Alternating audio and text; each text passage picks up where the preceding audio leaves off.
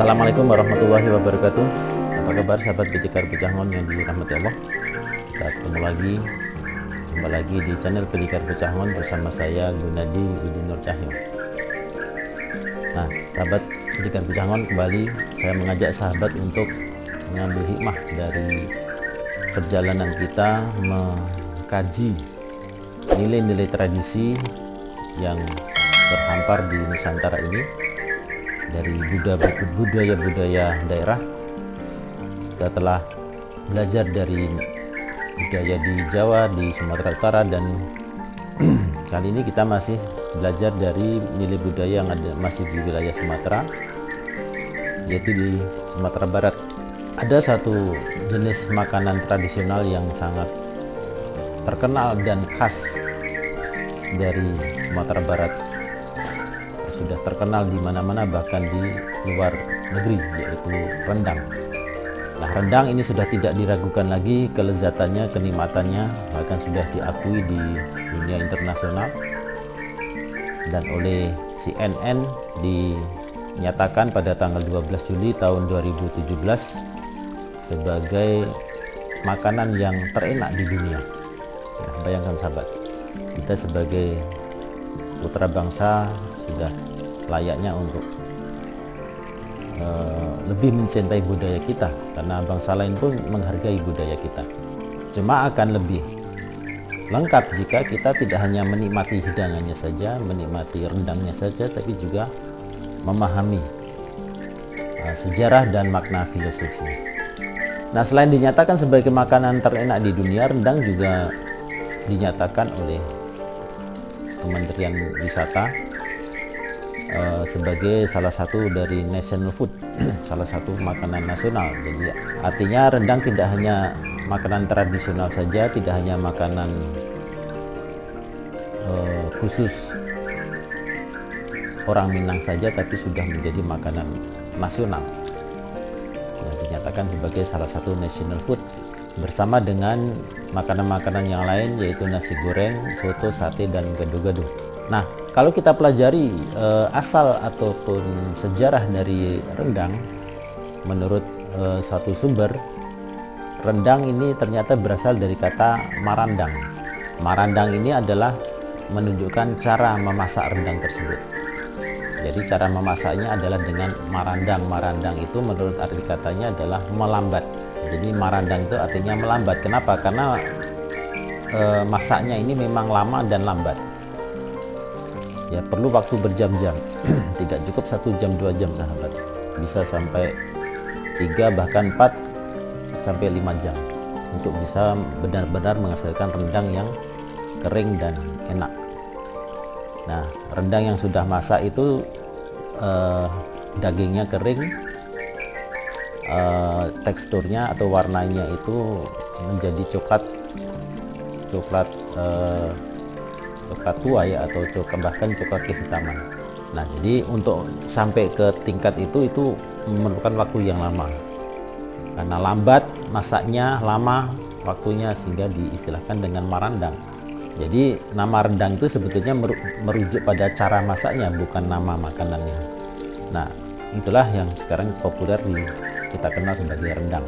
Nah, dalam tradisi masyarakat Sumatera Barat, biasanya kan terutama dalam suatu upacara adat ataupun upacara yang lain, itu kan biasanya dihidangkan beberapa jenis masakan ya, dan diantara lauk pauk dan masakan yang disajikan itu rendang ini yang disebut sebagai kapalo samba.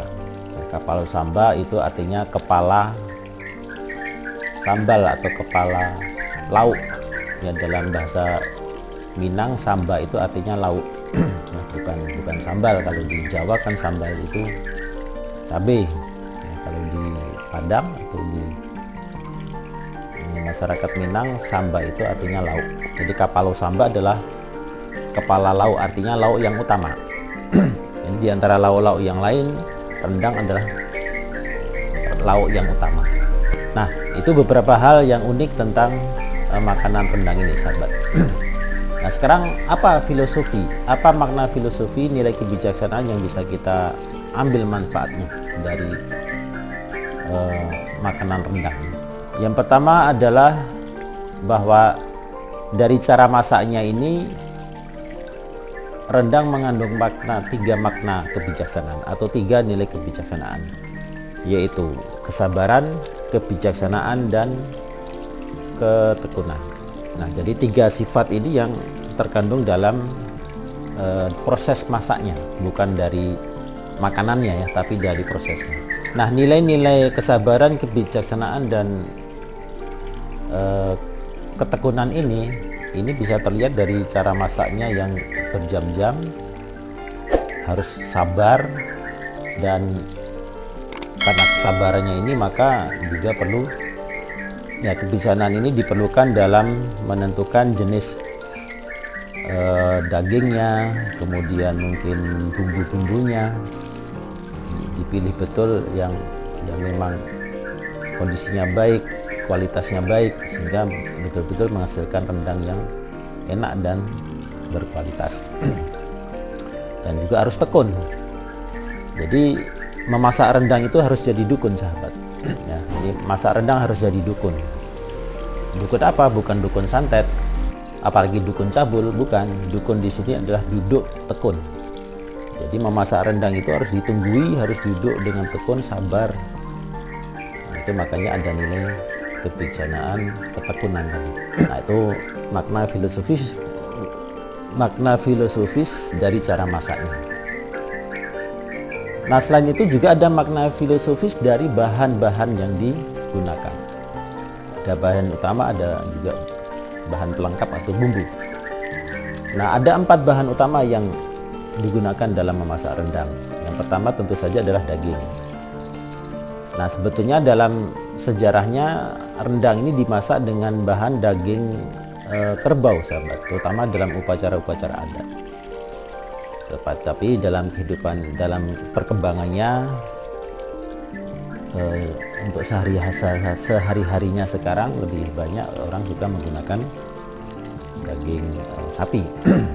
Jadi bahan utamanya daging, kemudian karambia atau kelapa. Yang ketiga adalah lado, ya, lado itu cabai, dan satu lagi adalah bumbu-bumbu pelengkapnya. Apa yang bisa kita ambil hikmahnya dari keempat bahan ini? Makna filosofis apa yang bisa kita pelajari? Dari bahan utama yaitu daging ini melambangkan niniak mama atau ninik mama. Jadi dalam tradisi Minang itu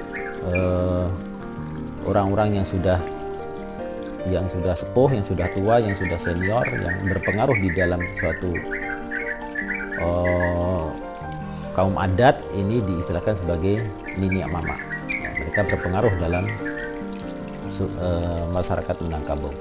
Sedangkan yang kedua karambia atau kelapa. Kelapa ini melambangkan Cadiak Pandai.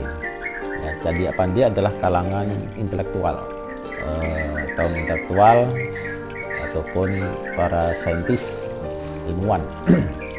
Dan yang ketiga adalah cabai yang melambangkan alim ulama. Nah, niniak mama, Cadiak Pandai, dan alim ulama ini yang dalam tradisi masyarakat Minangkabau sering diistilahkan dengan tiga tungku sejarangan. Alim ulama disimbolkan dengan cabai yang merupakan salah satu dari 3 sendi dalam kehidupan masyarakat Minangkabau. Dan bumbu yang keempat adalah bumbu ini melambangkan seluruh masyarakat Minangkabau. Jadi artinya walaupun Walaupun ada daging, ada kelapa, ada cabai, tapi nggak ada bumbu ya. Untuk apa dibuat rendang? Sebaliknya, ada bumbunya tapi nggak ada dagingnya juga, apa yang dimakan? Jadi semuanya ini adalah satu kesatuan yang utuh yang merupakan melambangkan filosofi kehidupan masyarakat yang harmonis, yang saling membantu dan saling membutuhkan satu sama lain. Tidak ada salah satu yang merasa lebih, tidak ada yang merasa ditonjolkan, semuanya kedudukannya sama. Sehingga kalau semua bahan tadi sudah disatukan akan menghasilkan satu makanan yang enak dan lezat. Nah, itu melambangkan bahwa kalau seluruh komponen masyarakat itu menyatu, Nenek Mama, Cedia Pandai, alim ulama dan seluruh masyarakat ini menyatu, maka akan menjadi suatu kekuatan. Tidak mudah untuk dipecah belah, tidak mudah untuk dicerai. Nah, itulah sahabat, nilai kebijaksanaan yang bisa kita pelajari dari rendang ini yang mengandung makna yang luar biasa, yang sangat dalam, yang juga merupakan pesan bagi anak cucu agar kehidupan masyarakat kita ini selalu bersatu padu, selalu bekerja sama dan saling menghargai satu sama lain. Tidak mudah dicerai-berai, tidak mudah dipecah belah apapun kondisinya.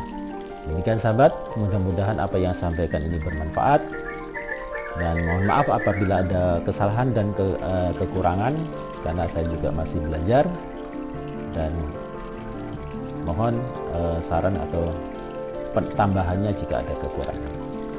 Insyaallah kita akan ketemu lagi di episode mendatang dengan kisah dan topik yang berbeda, tetap di channel yang sama, channel Pendekar Pecahmon. Terima kasih kembali atas dukungan dan doa sahabat semuanya, dan mohon doanya, mohon dukungannya agar channel Pendekar Pecahmon terus berkembang dan bisa terus memberikan manfaat bagi para subscriber, bagi para viewer yang setia mengikuti channel Pendekar Pecahmon. Demikian saya akhiri episode ini. Assalamualaikum warahmatullahi wabarakatuh.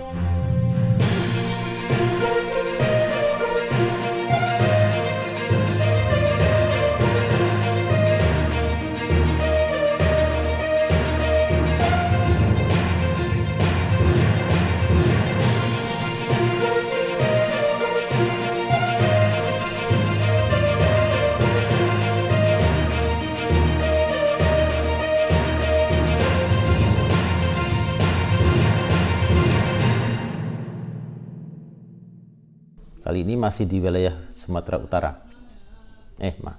Salah. Artinya rendang tidak hanya makanan tradisi. Ulangi.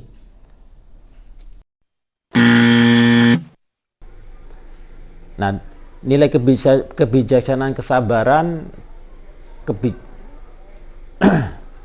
nah nilai ulangi.